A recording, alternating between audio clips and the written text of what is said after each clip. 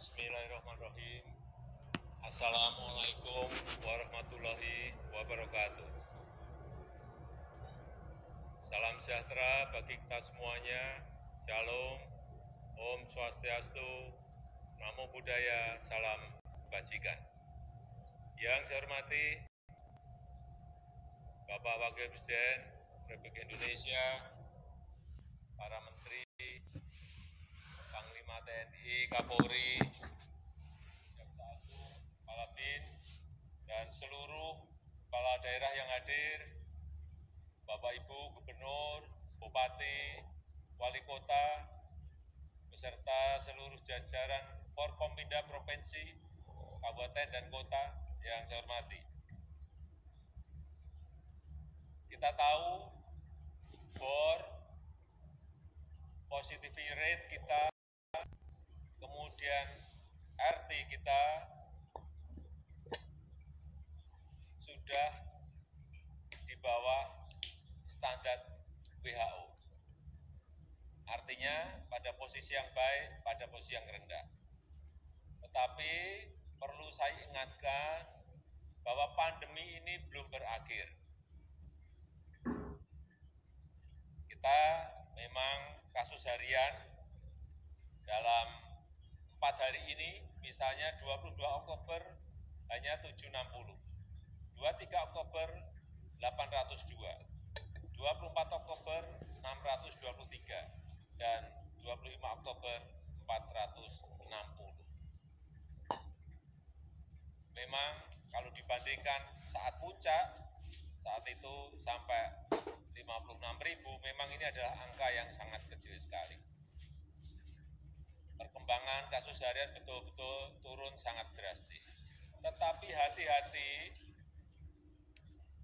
tren dunia dalam minggu ini semua negara naik. Naik 2%. 4 minggu yang lalu trennya turun. Di Eropa misalnya, dalam minggu ini naik sampai 23%. Di Amerika Selatan naik 13%. Inilah yang harus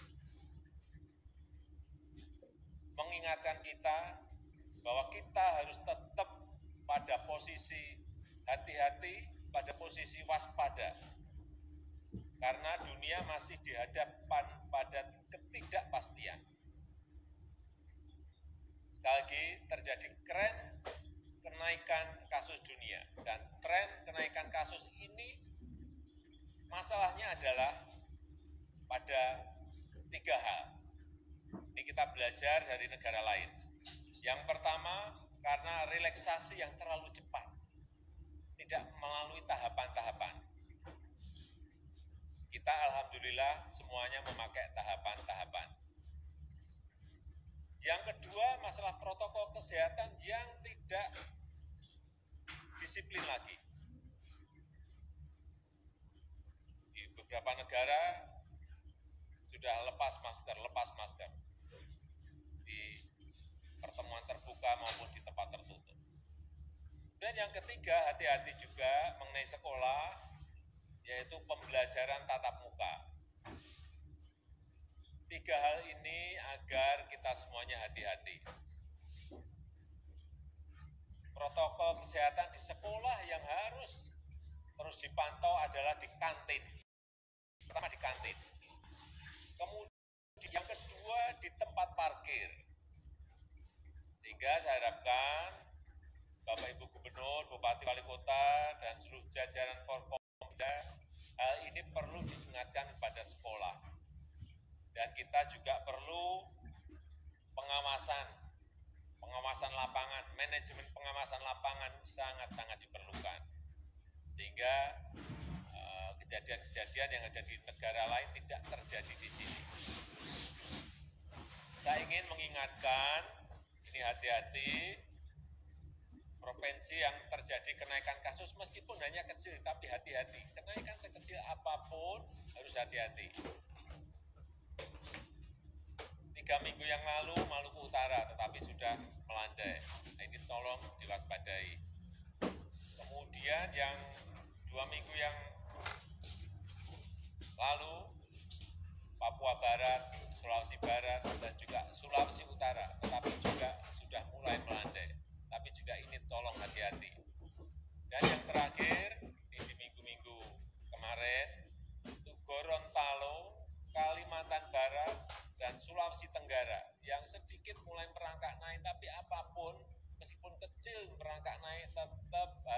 diwaspadai.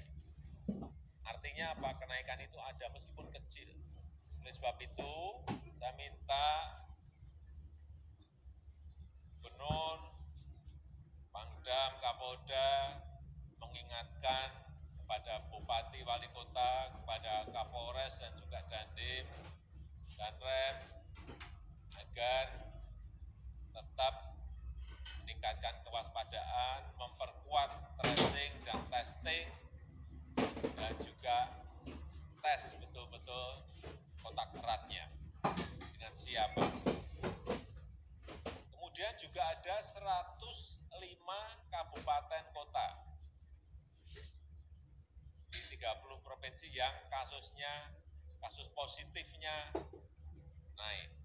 Meskipun sekali lagi, meskipun sedikit, tetapi tetap ini harus diwaspadai. Ada 105 kabupaten dan kota. Saya ingin mengingatkan agar kita semuanya memaksimalkan penggunaan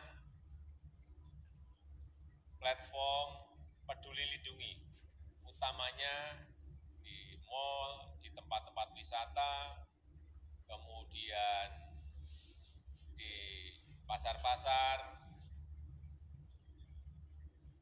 Saya berikan contoh misalnya di 2 tempat ini. Ini satu rombongan keluarga yang QR code-nya hanya satu, artinya yang lain nggak terpantau.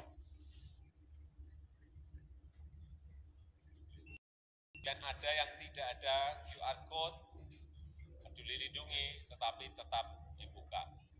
Controlling seperti ini harus diingatkan pada warga kita, tempat-tempat wisata, mal, dan lain-lainnya harus terus diwaspadai dan dikontrol. Saya juga ingin mengingatkan vaksinasi, yang paling penting kedua vaksinasi. Total dosis yang telah kita suntikkan sampai hari ini adalah 182 dosis. 182 juta dosis. Dosis yang pertama ini sudah 54%. Dosis yang kedua 32%.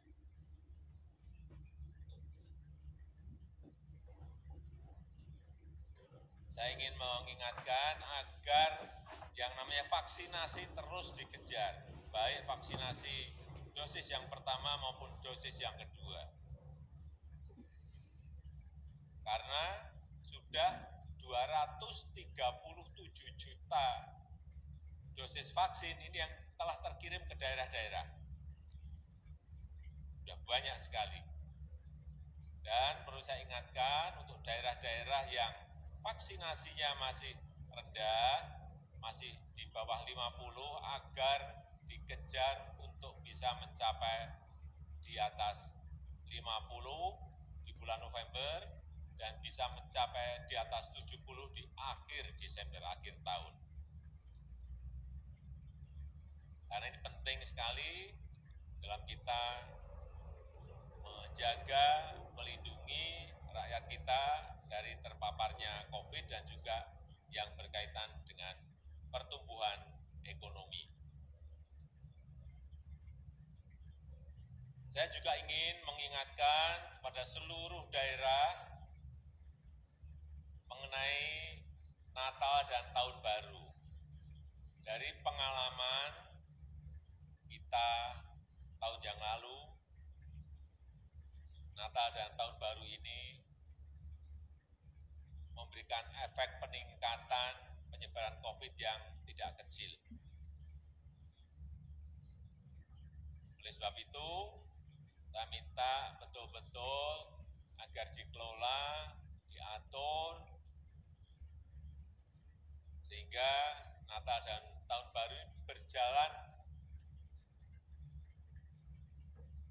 dengan tidak ada kerumunan, dan kita harapkan ini dari hasil survei ini ada 19,9 juta orang yang ingin mudik, berniat